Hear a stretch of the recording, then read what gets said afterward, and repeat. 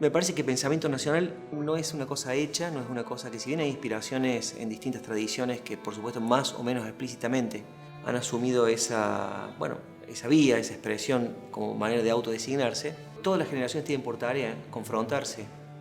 a esa expresión y resignificarla o dotarla de significados nuevos en función de lo que el tiempo entrega.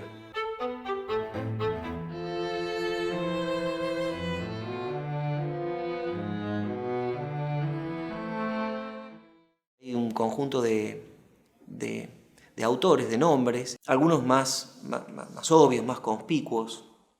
y otros más laterales, más oblicuos, pero me parece que conjuntarlos de manera, tensionarlos y ponerlos de manera dialéctica a funcionar para generar algo nuevo, es un buen procedimiento para crear una nueva noción de pensamiento nacional a la altura de otras nociones que están sucediendo desde la realidad y desde las prácticas políticas inmediatas. Y en ese aspecto, bueno, la conjunción, por ejemplo, de Sarmiento John William Cook, o Borges Walsh, o uno podría pensar, Scalabrini Ortiz, Aníbal Ponce, todas estas vías que son la gran tensión de la cultura, de la historia de la cultura o de la historia de las ideas en Argentina. Me parece que hoy el asunto es cómo configurarla, reconfigurarla para hacer algo nuevo. Y también me parece que pensamiento nacional indica una capacidad que es qué somos capaces de hacer con ideas que provienen de otra parte, que no necesariamente han sido pensadas en la Argentina. En ese aspecto, la capacidad de de apropiarse de la historia de la cultura en general, de la historia de la filosofía, de la historia de las ideas, para hacer algo nuevo con ideas viejas, a eso también creo que perfectamente lo podemos llamar pensamiento nacional, en la medida en que tengan actualidad y en la medida en que sean fecundas en la interlocución con nuestro presente.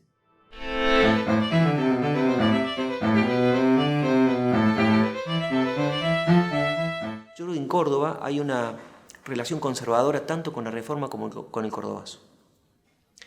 Es como si fueran mitos que tienen una función objetivamente represiva de que suceda nada nuevo.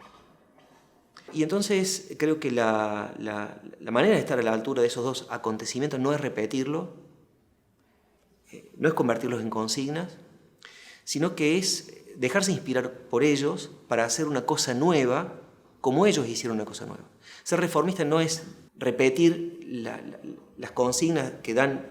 expresión en las grandes conquistas de la Reforma, sino obtener conquistas nuevas, tomando en cuenta, digamos, lo que pasó en los últimos 100 años.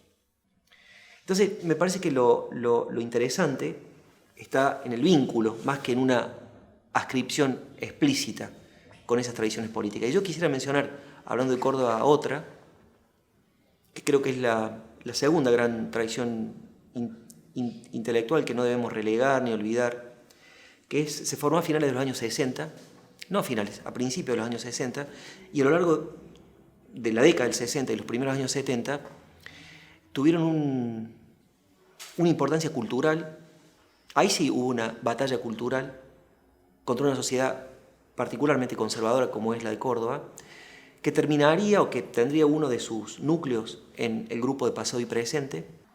La recuperación de ese catálogo creo yo que es muy importante, no solo porque es una rareza, sino porque también hace constelación en una escala, en una dimensión mucho menor, con lo que fue la reforma universitaria, y da cuenta de la temperatura política de una provincia que llega hasta el año 73, hasta el año 74. En el año 73 fue el triunfo de Obregón Cano y Atilio López. Y diría que desde el Navarrazo hasta el día de hoy,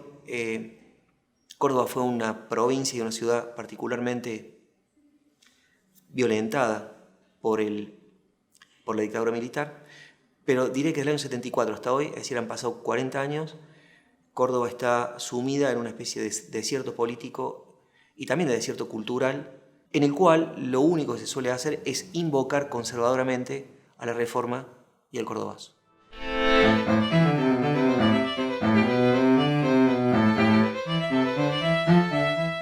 Otra dimensión importantísima, creo, de la cultura reformista, de la cultura de la Reforma, es lo que podemos llamar el latinoamericanismo, que es explícito. En la primera línea del manifiesto liminar de Oro Roca escribe: estamos viviendo una hora americana. Ese anhelo, en todo caso, que es enunciado de ese modo por la reforma, que dicho sea de paso se expande por toda Latinoamérica casi inmediatamente, no sé si por toda Latinoamérica, pero sí inmediatamente por Perú, llevada por Ayo de la Torre, por Cuba, Julio Antonio Mella, México, después, más tardíamente, Chile también, Uruguay, bueno, etc. Pero en general hay una dimensión continental que es explícita y que va a desaparecer y que revive precisamente en el año 73. Yo creo ver que en el año 73, cuando es la asunción de Cámpora en Buenos Aires y de Atilio López en Córdoba, cuando vienen Dorticó, Salvador Allende y demás, hay una dimensión latinoamericanista que recupera aquel viejo legado de la Reforma, y cuando en el año 2003, en la asunción de Néstor Kirchner, nosotros tenemos a Fidel Castro, a Chávez, a Evo Morales, que vienen a la Argentina, me parece que ahí hay un hilo secreto que va formando una tradición cultural y que hoy creo que ha prosperado en una conciencia colectiva, continental, en una especie de fraternidad que hace que las personas seamos muy conscientes de las amenazas que pueden sufrir países hermanos de la región, y haya una alerta democrática espontánea cada vez que hay una embestida, sea como ha sucedido en Bolivia o en Ecuador o en nuestros días en Brasil y en Venezuela.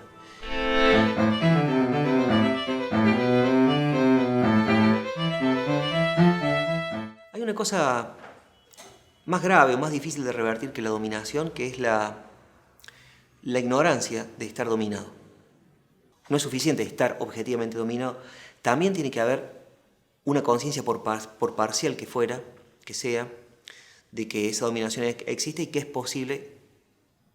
y deseable emanciparse. La nueva independencia va a ser el resultado de ese deseo complejo, salvaje, colectivo, que no puede ser reducido a ninguna identidad, de que las personas sientan que quieren y que pueden ser libres en función de ninguna otra cosa que no sea su acción política, el encuentro con otros, para revertir las situaciones inconvenientes en las que se hallan.